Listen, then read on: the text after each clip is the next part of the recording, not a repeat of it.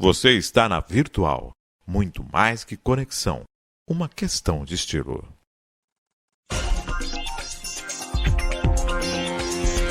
Virtual News.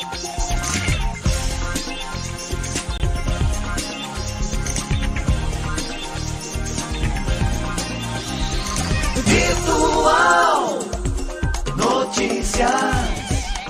Traz a informação.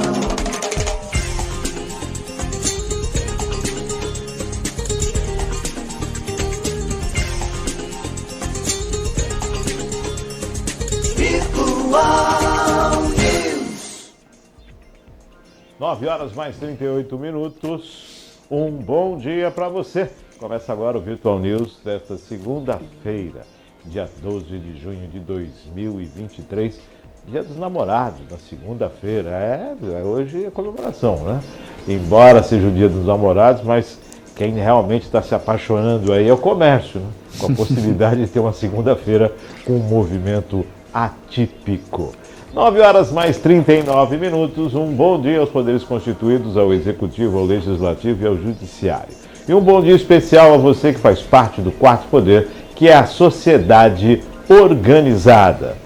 Para quem nasceu nesse dia 12, parabéns, tudo de bom. Deus abençoando a sua vida hoje e sempre. É isso aí, feliz aniversário. 9h39, segunda-feira, participação de César Martins conosco. Nos controles eletrônicos, Maria Clara. Bom dia, Maria Clara. Bom dia, César. Bom dia, Márcio. Bom dia, Maria Clara. Bom dia a todos que nos acompanham aí. Deixar aí um forte abraço aí para meu cunhado, aniversário dele hoje, Paulinho, ó. Tamo junto. Patrícia também, minha irmãzona, né? Paty, beijão, feliz aniversário. E um beijo aí pra Karina, meu amor. Feliz Dia dos Namorados. Segunda-feira agitada. Quem diria que estamos em pleno outono, né? Parece um verão. Outono de veranico. É isso aí. Como você falou, eu acho que são algumas situações aí que acabam aquecendo aí como um todo. Baixada, abarrotada de turista, né? Movimentando a economia. Dia dos Namorados aí, querendo ou não, o movimento também já deu uma aquecida aí no comércio. São boas notícias, né? A gente está precisando aí realmente de boas notícias, porque ultimamente tá difícil. Tá complicado. Tá difícil. 9 horas mais 40 minutos. Vamos às pautas do Virtual News desta segunda-feira. Principais notícias desse dia 12 de junho de 2023. Crianças são resgatadas na Amazônia após 40 dias de desastre. Ameaça que vem do espaço. NASA classifica asteroide como potencialmente perigoso. Lula se reúne com a presidente da Comissão Europeia sobre acordos com o Mercosul e guerra da Ucrânia. PASEP, benefícios são bilhões não retirados. A Arábia Saudita anuncia grandes acordos de investimentos entre China e o mundo árabe. São alguns dos assuntos que vamos estar falando hoje aqui no Virtual News, nossa pauta, ok? Nossa pauta desta... Opa! Agora foi? Ainda não? Ok. Ok. Estamos agora só ajustando aqui. Ajustado? Certo? Ok. Agora quem fez besteira aqui? Ao vivo é assim mesmo. Ok? Tá valendo? Maravilha. Essas são uma das pautas dos assuntos do Virtual News nesta segunda-feira. E vamos agora para aquelas manchetes que não podemos deixar de citar. Para não passar em branco, morre aos 86 anos Silvio Berlusconi, ex-primeiro-ministro italiano. Arthur Lira e PP tentam emplacar ministro da Saúde. STF. Vaga de Deltan pode ficar com Luiz Carlos Rauli, suplente do Podemos. Desembargador é investigado por manter a empregada doméstica em regime análogo ao escravo. Senador Marcos Duval se revolta e chama Lula de bandido, defende impeachment e confronta Moraes no STF. Se encerra hoje as inscrições do concurso para professores do governo do estado de São Paulo. Tá aí. Bom, dentre essas e outras, teve também discussão com o senador Moro também, no Senado semana passada, na última sexta-feira, né? E que realmente está aquecido esse clima nos poderes, né? Entre os poderes. Márcio, a gente vem comentando isso já há algumas semanas. O presidente assumiu o governo com um foco que, ao meu ver, está muito bem definido, que é tentar estreitar a relação internacional. Só que está faltando, seja ele ou seja alguém, articular a harmonia dentro de casa.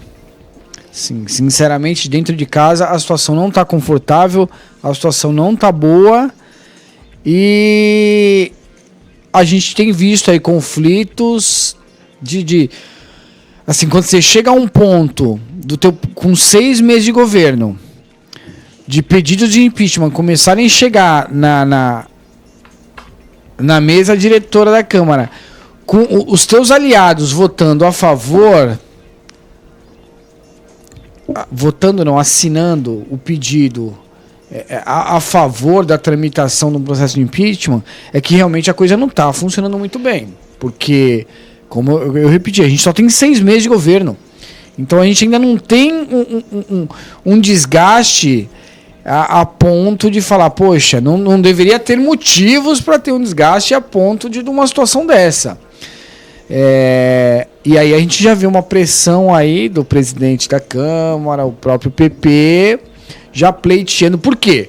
Porque, querendo ou não, hoje, é claro que por um tempo limitado, mas hoje depende do presidente pautar ou não os pedidos. Se o presidente segura, o desgaste fica menor. Porque se tramita, a negociação vira uma bola de neve. E aí a gente entra no que está gerando um conflito absurdo, porque você tem aí um grupo de pessoas que defende, por exemplo, a exclusão do teto de gastos dos repasses feitos para a segurança nacional pro Distrito Federal. Que só esse repasse, a gente está falando de 40% do orçamento do Distrito Federal. Você tem a base ali, as pessoas que representam a classe de educação, querendo excluir do teto de gastos o Fundeb. Você tem, de um outro lado, a classe ligada à saúde querendo excluir do teto de gastos o piso da enfermagem. Então, quer dizer, você tem tanta coisa acontecendo, tanta gente brigando e sem ter uma harmonia, e isso está evidente em como tudo está desenrolando. A situação está... Digamos que o dia dos namorados para o governo não é um dos melhores. Não tá, não é um dos melhores. Não tem tido namoro. O romance está acabando. É muito mais conflito do que romance. Tá acabando. Nós temos a situação que o presidente Lula está agora, eu não vou dizer nem saia justa, porque o PT, partido do presidente, iniciou o pedido para do Ministério das Telecomunicações para a concessão de um canal de TV aberto, dizendo ser um dos grandes partidos do país, aquela situação toda, pleiteando um canal de TV.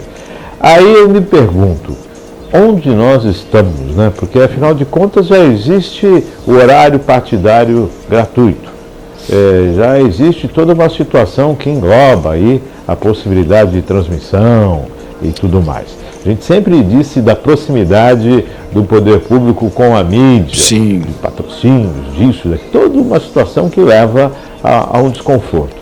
E TV é algo que custa caro. E o partido político, ele não mensura lucro. Ele não tem recurso a não ser o fundo partidário e a participação, sim, daqueles que estão ali, né? No plantel do partido, dos filiados. Aí eu me pergunto, César, tudo bem o partido ter a sua TV?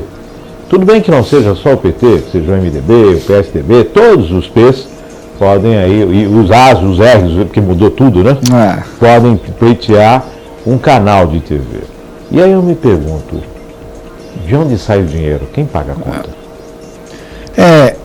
além... No momento de que você está mexendo em teto de gastos, o partido vem falar, eu quero uma TV, mas quem vai pagar? Empresário vai pagar a TV de um partido?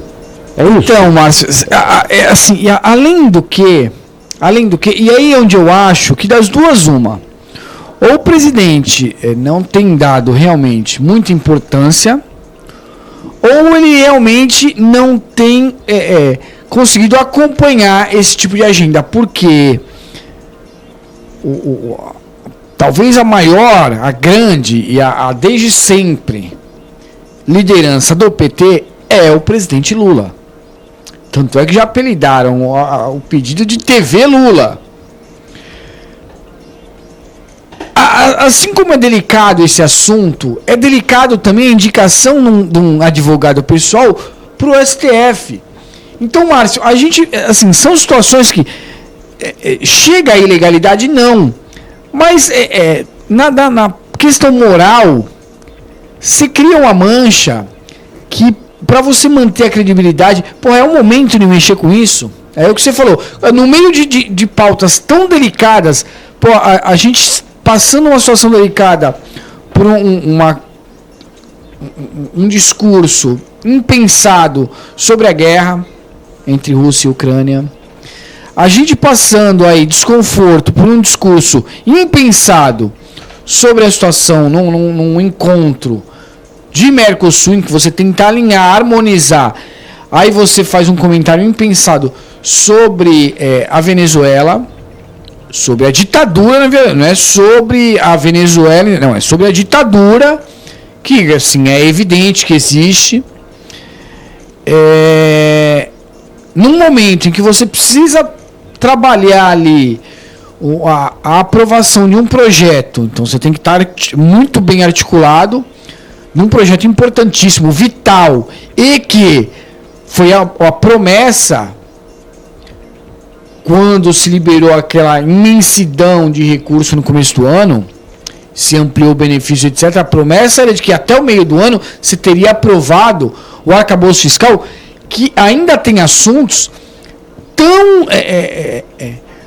relevantes a serem discutidos que a gente não sabe quando sai. Se sai, como sai, o quanto vai desconfigurar o projeto inicial.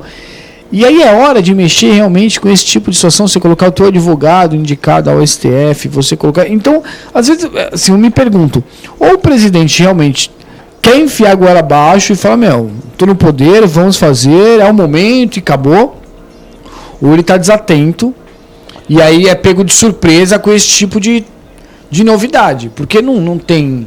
Inclusive tem pedidos de impeachment, não é o primeiro, já tem pedidos de impeachment. Acho que é o sétimo, já não me lembro se é o sétimo. Sétimo. Acho que é o sétimo. Acho que o sexto ou sétimo. E tem base aliada que já é favorável ao pedido. Esse é o ponto, aí que tá. Então, você tem a tua... Com 6 meses, o que não deveria haver desgaste, era para estar namorando, era começo daquela paixão enlouquecedora. Você já tem desgaste com a tua base aliada assinando o pedido de impeachment. Quer dizer, fica uma dificuldade. E aí, eu lembro que o ministro do governo anterior disse, é hora de passar boi e passar boiada, né? E parece que é a mesma máxima agora. Passa Só pode. tudo. Vamos passar tudo.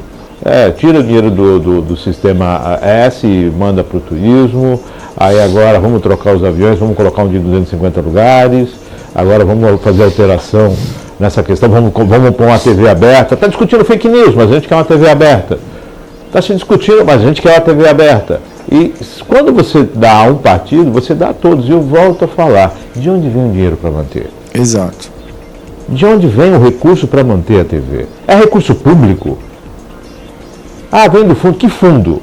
O fundo partidário que vem de onde? Exato. Que fundo, se o fundo partidário teoricamente é que você trabalharia a campanha, que você tem a cada 2 anos, que você tem a manutenção do partido, ali, um funcionamento mínimo, que é um escritório, alguns dirigentes, viagens, deslocamentos e etc. Então, se for assim, se for por uma questão de tamanho, o Corinthians tem direito a pedir a TV dele. Afinal de contas, temos a maior torcida do país. Flamengo também. Exato. Então, TV Flamengo, TV Corinthians. Então...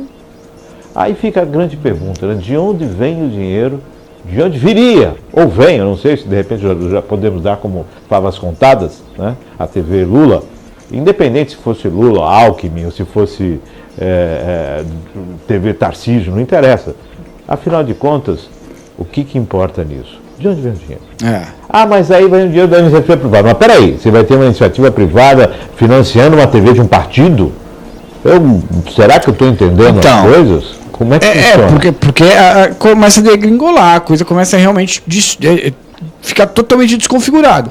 Porque você cria algumas regras específicas, até para as doações, em período eleitoral, em período de campanha. E aí daqui a pouco, mas tudo bem, mas o particular vai bancar uma iniciativa que é do partido político. Opa, então toda aquela preocupação em período eleitoral de não haver aí uma troca de favores, um financiamento para posteriormente cobrar em projetos futuros, em aprovações futuras, cai por terra num tipo de atitude desse. Quem não teria interesse em investir na TV do partido do presidente? Claro. Então, fica a grande pergunta. Precisamos disso agora? Precisamos passar por isso agora? É dia dos namorados? Será que o governo realmente está namorando como deve a democracia? Está namorando como deve o respeito ao cidadão? E aí certas coisas realmente ficam aquém em plena fake news. E aí eu repito, a gente tem uma situação extremamente delicada, porque a gente tem um projeto para definir como vai ser a nossa regra fiscal dos próximos anos. A gente tem alguns impasses aí, porque assim, eu citei 3, que é o recurso para o Distrito Federal, o Fundeb e o piso da enfermagem. Só que aí a hora que você abre uma discussão desse tipo, por que então? Porque assim, é justa a reivindicação, é justa. É claro que é muito importante que, afinal foi o que eu falei, 40% da receita do Distrito Federal tá nessa verba. O piso da enfermagem é importante. O Fundeb também é importante. Só que a segurança pública também é importante. A defesa ambiental também é importante. Imagina se todo mundo, por ser importante, imaginar que o seu recurso pode ficar fora do teto. Aí não precisa de teto, porque fica tudo fora, e aí a gente não tem regra fiscal, a gente vai continuar gastando mais do que arrecada, e a gente não vai conseguir tratar uma economia, não vai conseguir tratar de forma alguma a saúde financeira e econômica do nosso país. Então, porque cada um tem a sua importância, cada um tem a sua prioridade, e, como eu falei, para mim é importante defender o azul, para o outro é importante defender o verde, para o outro é importante defender o vermelho, para o outro é importante defender o branco. E se todo mundo defender todo mundo e tudo for válido, não precisa do teto. O céu é o limite. O céu é o limite. Exato, vai ser mais ou menos por aí. O céu é o limite, que não tem condições, gente. Realmente está tanto quanto difícil. E já lembrando que passaram 6 meses de governo, um processo de impeachment, agora quem assume é o vice. Não é uma nova eleição, né? Ainda passa esse período agora, assume o vice-presidente. Caso um impeachment tramitasse na casa, caso o presidente Lula viesse a ter o mandato interrompido, né? Nós estamos só falando sobre suposições diante do 6º ou 7º pedido de impeachment que figura na casa e pode dar sequência ou não. Mas o entendimento que se tem é que devido já é muito cedo para se ter esse tipo de desgaste no governo. E o governo, ao meu entender, o governo tem criado mais situações em que você gera conflito, você gera desconforto, você gera desarmonia. Sim, o momento é o momento de tentar aproximar, de harmonizar. Tem feito exatamente o contrário, trazido polêmica para uma hora que você precisa de mais calmaria. Enfrentando as situações do Ministério do Meio Ambiente, também a questão dos povos indígenas, Foz do Amazonas. Agora o PP está querendo emplacar o Ministério da Saúde, apontar o ministro... CPIs importantíssimas... CPIs, né? Em andamento. Então, quer dizer, você tem muito... Se você já tem muito tumulto para cuidar... Pô, então você vai trazer mais, você vai jogar gasolina realmente no incêndio. Ou seja, será que está... Não, como ali está o foco, vamos colocar isso aqui que vai passar sem o pessoal notar. É aquele de Passo Boi, Passa Boiada. 9 horas mais 58 minutos. Vamos às matérias desta manhã de segunda-feira. Crianças são resgatadas na Amazônia após 40 dias de desastre com avião. Soliene e Leslie e Kristen passaram mais de 40 dias sozinhos e perdidos na selva, depois que o avião em que viajavam com sua mãe caiu em uma área de floresta na Colômbia. Ela e outros 2 adultos, incluindo o piloto, morreram. As forças militares colombianas encontraram as 4 crianças de 9, 4, 13 e 1 anos, respectivamente, bem, mas com sinais de desidratação e picadas de insetos na sexta-feira, no dia 9. Elas foram levadas de helicóptero para receber atendimento médico em um hospital. A operação de buscas começou em meados de maio, quando tropas do Exército chegaram ao local do acidente, ocorrido no dia 1º do mesmo mês, e encontraram apenas os 3 corpos dos adultos que os acompanhavam. As crianças tinham desaparecido. Desde então, cerca de 120 policiais uniformizados e 70 indígenas integravam a Operação Esperança de Resgate. Eles percorreram cerca de 1.250 quilômetros de selva densa entre os departamentos colombianos de Caquetá e Guaviare, com a ajuda de helicópteros e cães de resgate. A pista que acabou sendo fundamental na busca foram as pegadas de uma das crianças ao lado das de um cachorro. Segundo um dos comandantes da missão, elas pertenciam a Wilson, um dos 3 cães que faziam parte do corpo de buscas que havia se perdido há alguns dias. Nós noticiamos esse caso aqui que o presidente havia dito, né, a respeito do resgate das crianças que havia ocorrido, esse resgate das crianças e toda essa situação, né, e na verdade não tinha acontecido o resgate, e a preocupação, né, em torno dessas crianças. E agora nós tivemos a grata informação no dia 9, né, do resgate dessas crianças. O mundo inteiro olhando para isso, né?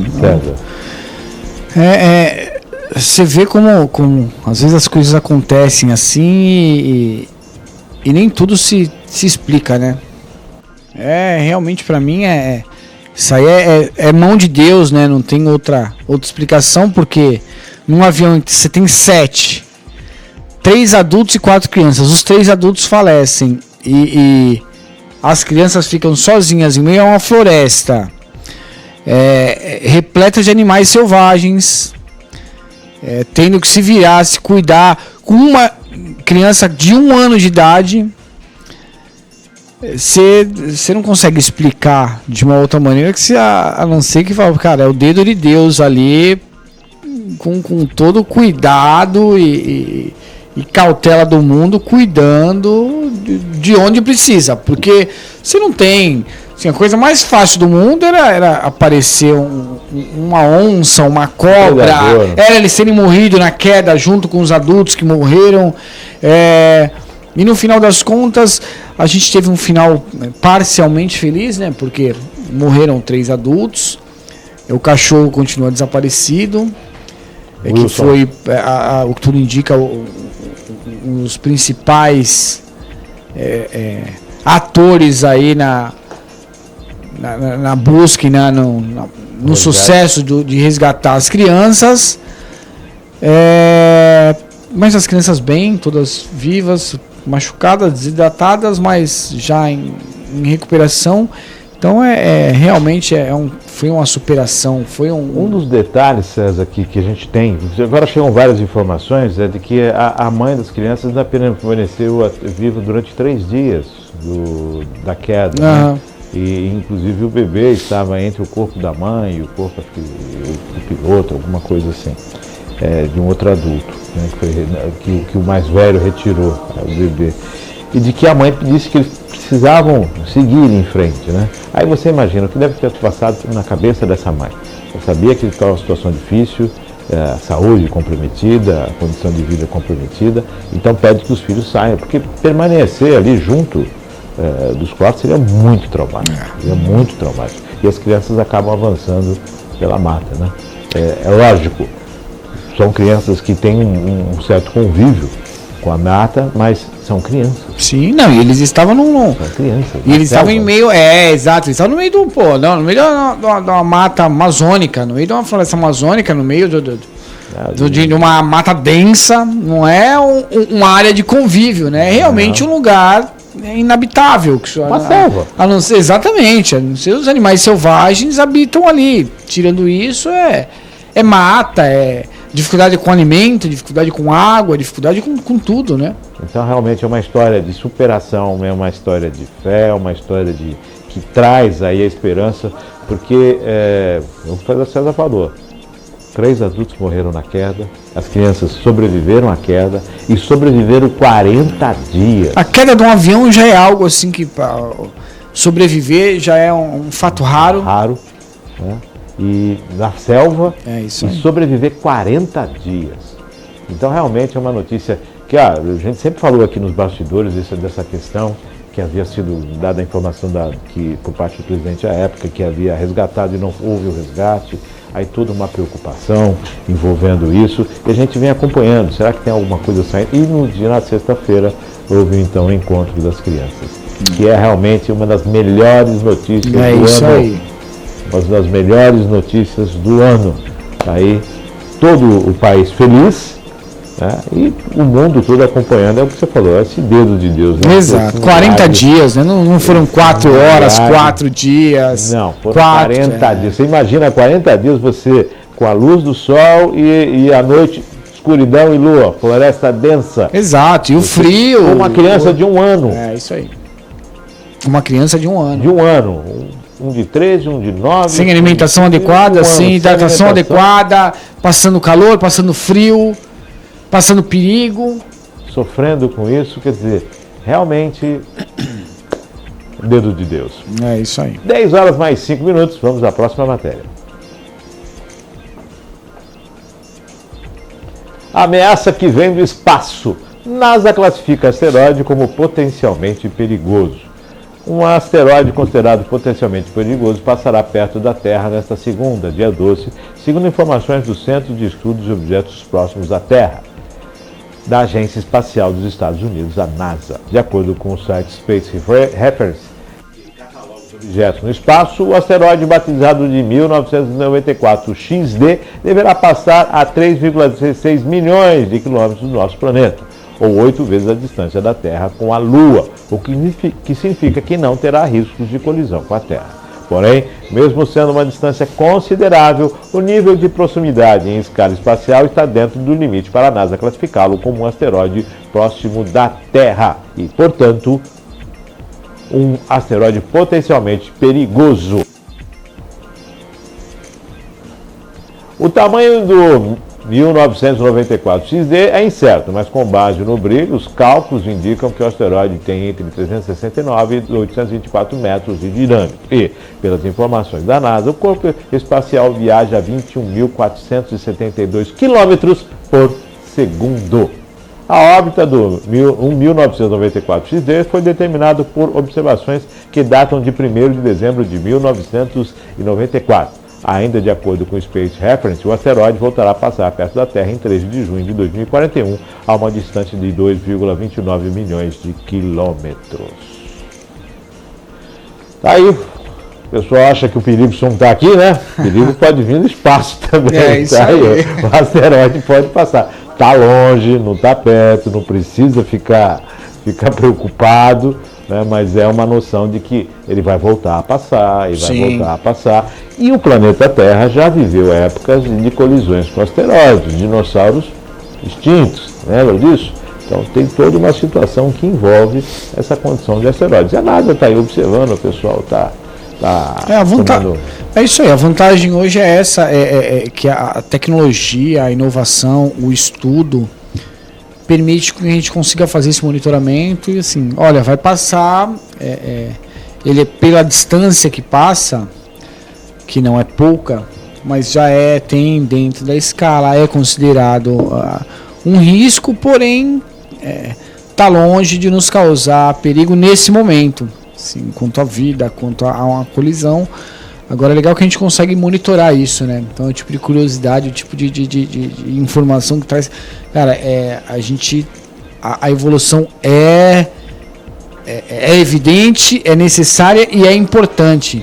E isso é o que fica aí, a gente consegue saber que está passando, que vai passar, mas que ainda assim a gente não corre perigo. O que antes a gente só sabia na hora que acontecia, né? Eu só queria saber onde é que o asteroide faz a curva para passar de novo. Porque ele volta. É isso aí. Ele faz a curva, onde é que ele faz a curva para passar novamente, que volta em 2041 e volta um pouco mais próximo. Então, esse monitoramento, acompanhamento da NASA, Sim. nesse sentido, e isso nos traz uma tranquilidade. Até e aí que tá, né? A evolução traz até isso, né? Que tipo de preparação, algum tipo de intervenção, o que se faz, o que não se faz, como se prepara.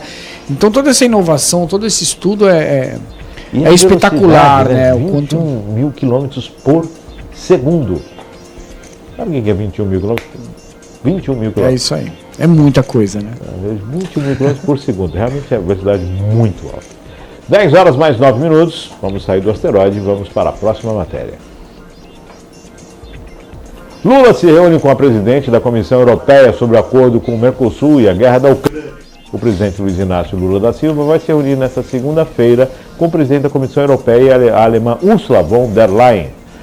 O encontro será no Palácio do Planalto. A comissão é um órgão que faz parte da estrutura da União Europeia. De acordo com o governo brasileiro, um dos temas tratados deverá ser o reforço de parcerias econômicas entre Brasil e a União Europeia, incluindo o acordo de negociação com o bloco do Europeia e o Mercosul anunciaram em 2019 um acordo de livre comércio. Entretanto, o texto ainda precisa ser confirmado por todos os países integrantes dos dois blocos.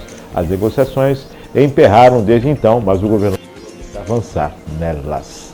Lembrando que em 2020 o mundo parou com pandemia, acordo também não aconteceu. E essa retomada agora, lógico, tem interesse, nós já anunciamos aqui outras tratativas de aproximação de empresas investidores, de outros setores que têm interesse em investir no país. Até porque para não ficar totalmente dependendo da China, né? Sim. Criar uma dependência da China tão grande que o país acaba sendo refém por essa tratativa de dependência e essa proximidade com a União Europeia. Mas, voltamos a falar, né? Depende da questão que envolve o Mercosul, depende da composição de alguns países, existem embargos aí em relação à Venezuela, né? Muitos embargos, toda uma situação delicada. E é uma frente que o Brasil precisa avançar e o governo Lula precisa trabalhar a respeito. Né? Sim.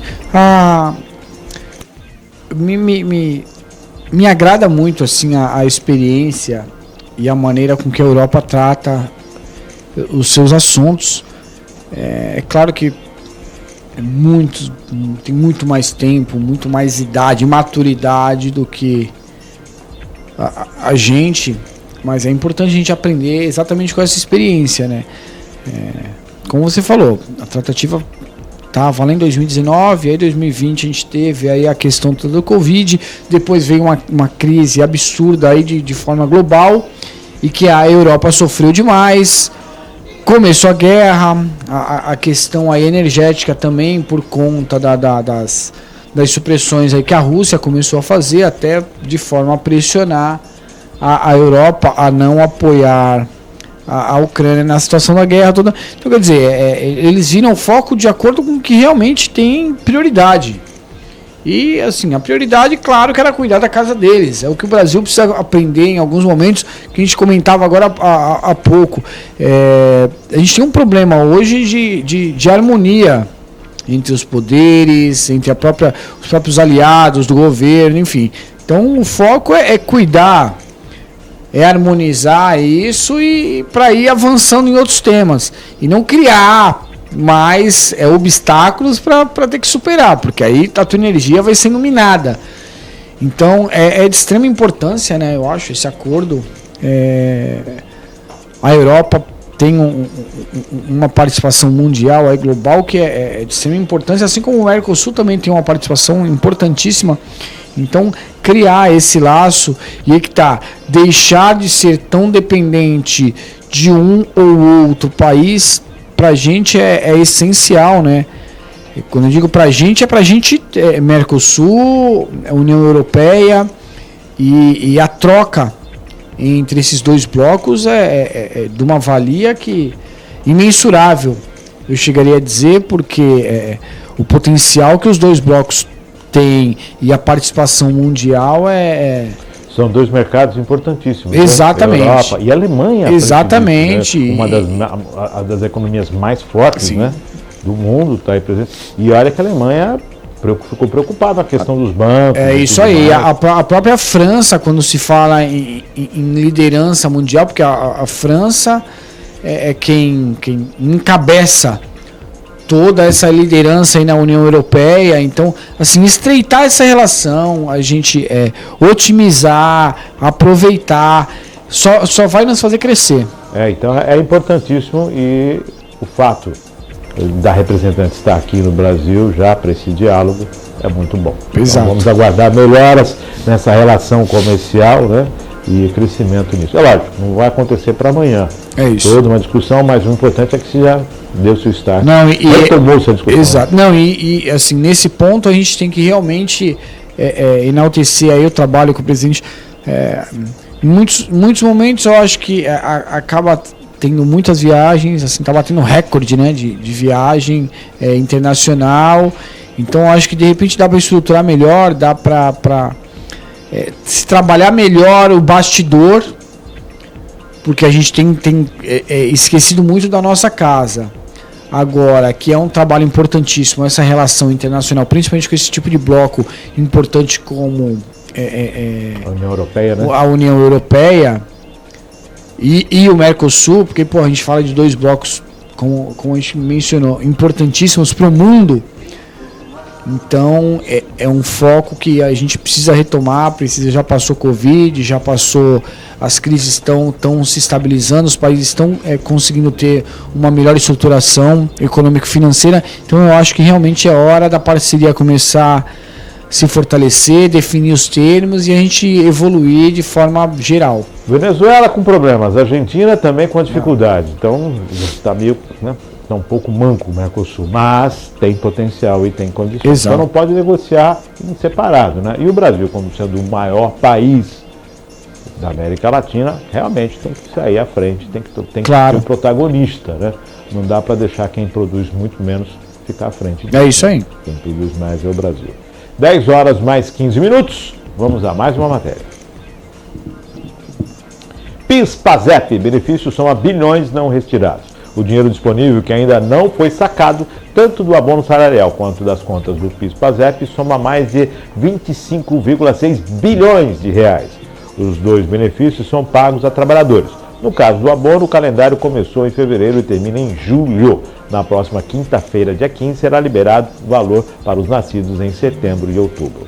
Até agora, 278.729 trabalhadores que tiveram o abono disponibilizado ainda não sacaram. O valor disponível chega a 872.276 reais. Apesar de o calendário de liberação terminar em julho, o prazo para sacar o abono é até 28 de dezembro.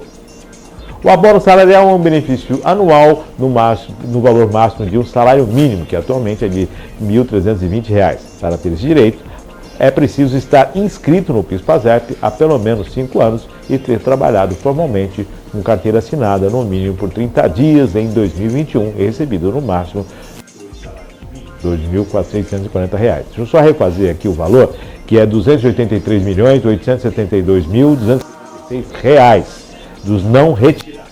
Vamos. Já as cotas do PIS/PASEP têm 25 bilhões, disponíveis para saques até o dia. Depois dessa data, os recursos serão transferidos ao Tesouro Nacional. Nesse caso, os interessados terão até 5 anos para fazer à União uma nova solicitação de retirada. Segundo a Caixa, 10,6 milhões de trabalhadores ainda não sacaram. Tem direito às cotas quem trabalhou com carteira assinada na iniciativa privada ou como servidor público no período de 1971 a 1988. Maiores informações pelo telefone 158. Bom, é um volume muito grande de recursos que não foi retirado ainda por parte do trabalhador. E o PIS/PASEP, ele é direcionado às pessoas que ingressaram no mercado de trabalho naquele período, até 1988. Não, até 1994, não me engano. E, na verdade, esse recurso foi extinto, porém as pessoas vão retirá-lo. Só que o cidadão não tem essa informação. A gente fala que o governo fala sobre a redução de 10% lá no carro de R$8 mil, R$10 mil, no carro popular de R$120 mil. O governo fala da questão que envolve todas as situações positivas e tudo mais.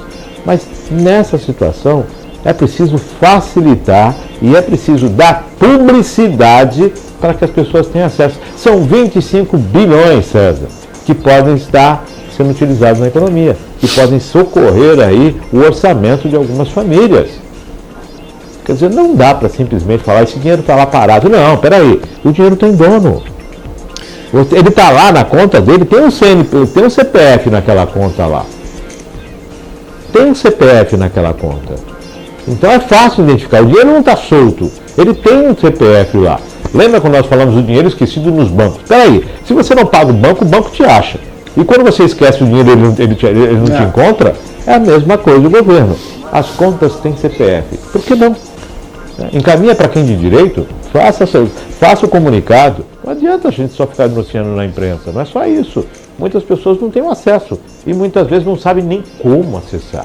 Está lá 158, telefone 158. Vamos ver se está funcionando realmente, né? Se não vai ter colapsado aí de tantas ligações. Me chama a atenção, Márcio, porque a gente está sempre batendo na tecla de que a economia não gira, de que o Brasil tem inúmeras pessoas ainda na linha da miséria, de que é necessário aumento dos benefícios para as famílias carentes.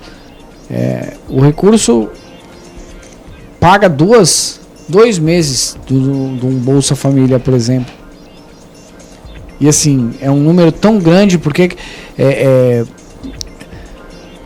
a classe média, saía o salário médio do brasileiro é esse, 2.000 e poucos reais. E aí você tem aí um recurso liberado para boa parte da população e tanta gente não sacou. Então realmente eu acho que alguma coisa está errada. Eu acho que falta informação, falta chegar, falta dar acesso a quem precisa fazer a retirada desse valor, porque é muita coisa e assim não tem como justificar. Não, é que são pessoas que recebem hoje, que tem uma, assim, desculpa, no Brasil ninguém tem uma condição. Não tem tanta gente numa condição tão boa a ponto de falar, não vou nem usar esse recurso, eu vou deixar para o governo investir em algum outro programa, onde... Não, Então, peraí. Farinha pouca, meu pirão primeiro. Exato. Então, assim, não dá para dizer que as pessoas estão abrindo mão do recurso, que eu acho que, de fato, o que falta é informação, é acesso, para que, assim como a gente dá informação, dá publicidade, dá acesso ao monte, como você falou, na hora de chegar no teu celular uma proposta de empréstimo, de consignado, de crédito fácil, seja lá do que for, cara, chega por e-mail, por ligação, por mensagem de texto, por rede social, por mensagens instantâneas. E aí na hora de dar acesso ao recurso que é teu para você fazer a retirada, olha, as pessoas não vieram. Você falou bem, tem aí o Serasa Limpa Nome, né? Exato. As dívidas. Mas vem cá, se você tem o dinheiro lá com o governo te informa, tem esse dinheiro aqui, você precisa retirar. Teu CPF está aqui, cadê a sua conta bancária? Até porque são os 25 milhões que chegando na mão da população vão movimentar a economia. Isso do PASEP, do PIS-PASEP, nem do abono. É do PIS/PASEP que foi extinto em 2019 e que as pessoas ainda não tiveram acesso. Lembra aquela rentabilidade? Que fala, você tem um rendimento que você não tirava, ia ficando lá e a conta do PIS/PASEP ia subindo. Aí fica até outro questionamento, né? E esse valor aí está sendo reajustado como deve? É outra situação, o reajuste como deve desse PIS/PASEP, que está na mão do governo, assim como o FGTS, que tem aqueles 720 bilhões. Exato, que fica ali, praticamente não é. Praticamente não rende. São 720 bilhões a mais na conta do se fosse um débito, teria quadriplicado. Já estava quadriplicado. Então fica aí, vamos acelerar para esse recurso chegar nas mãos dos verdadeiros proprietários. É importante para o cidadão, que muitas vezes isso vai fazer uma diferença absurda na vida da sua família. É importante para o país como economia, porque é dinheiro sendo movimentado economicamente e fazendo a pequena empresa, o empreendedor ter ali uma movimentação de caixa, o que muitas vezes é o que vai levar o leite para sua mesa. Sim. Então, e assim, meios de dar a publicidade, de dar o acesso a quem tem direito ao recurso, a gente tem de sobra. Vamos fazer chegar na mão do brasileiro, né? É isso aí. Tem o CPF, os CPFs estão lá. 10h24, vamos à próxima matéria.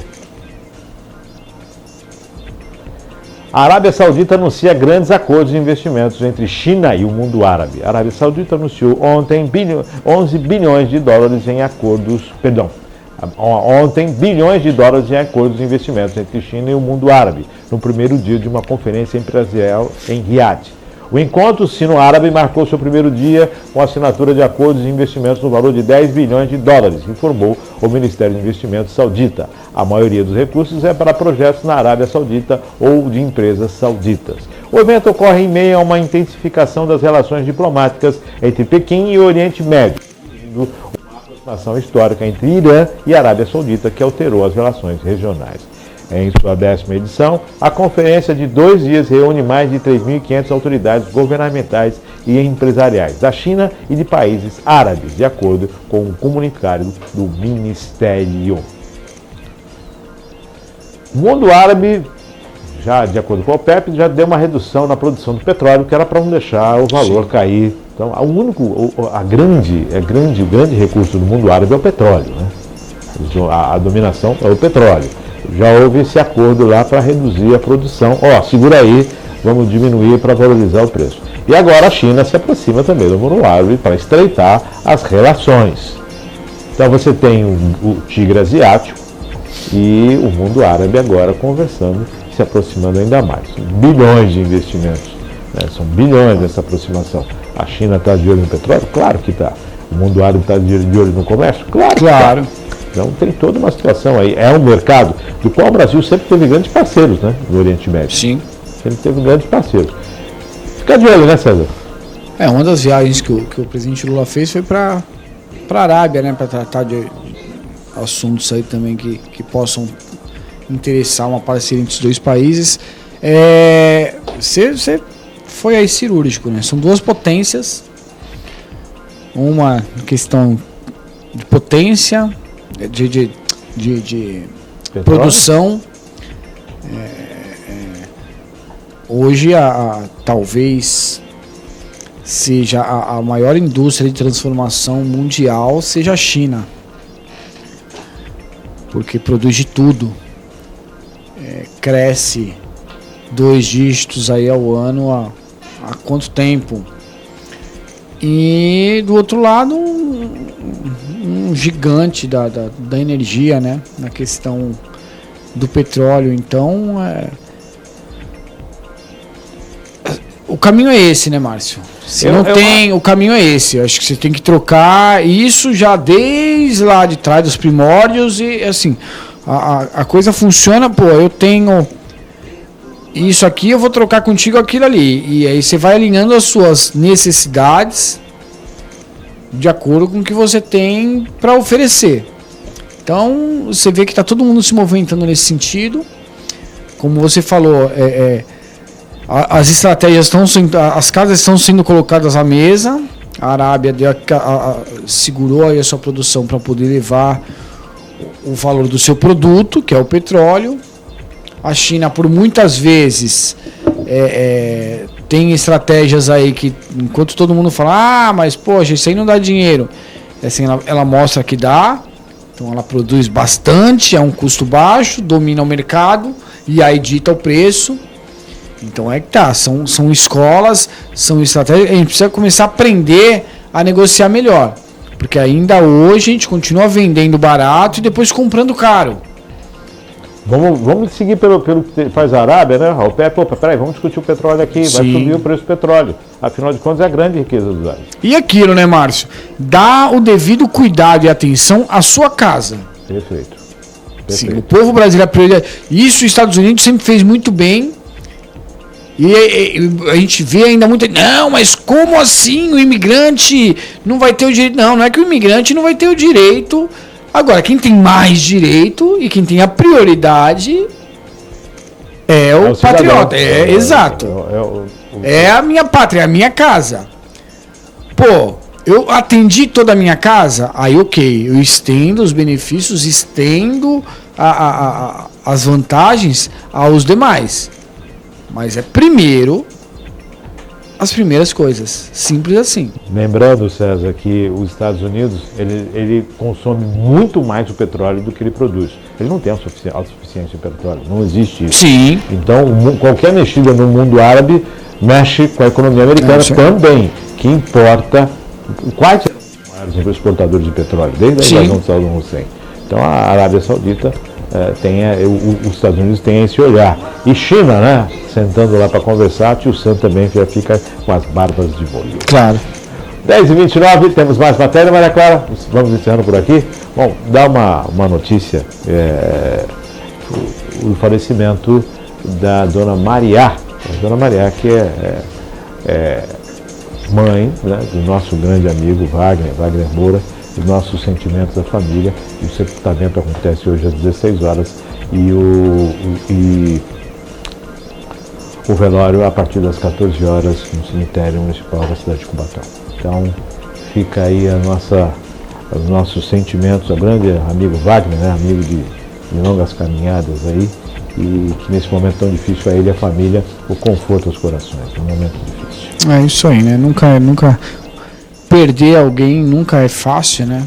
Perder alguém tão próximo é mais delicado ainda. Então, nossos sentimentos aí, a família, que Deus conforte aí, né? O coração de todos para que supere esse momento difícil. Esse momento muito difícil. E dessa forma, vamos encerrando o Virtual News de hoje.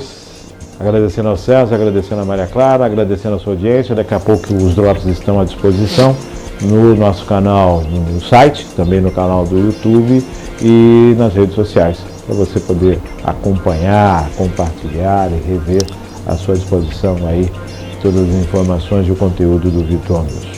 Fique com Deus e até amanhã, se Deus quiser.